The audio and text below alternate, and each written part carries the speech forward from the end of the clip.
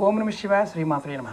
ఈ షార్ట్ వీడియోలో ఎవరైనా సరే అదృష్టం కలిసి రావడం లేదు, జాతకం బాగోలేదు, గాలి ధూళి భూతము ప్రేతము పిశాచం ఇలాంటివి వెంటాడుతున్నాయి, మా ఇల్లు మాకు కలిసి రావడం లేదు, ఎంతసేపు మీరు వ్యక్తిగతంగా నెగిటివ్గా ఆలోచిస్తూ ఉన్నారు అంటే మీ ఆరా తగ్గిపోయింది అర్థం.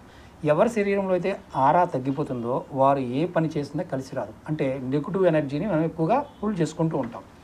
అలాంటి సందర్భంలో ఒక స్నానం గురించి చెప్తాను. కొన్ని పదార్థాలు కలుపుకొని స్నానం చేయండి.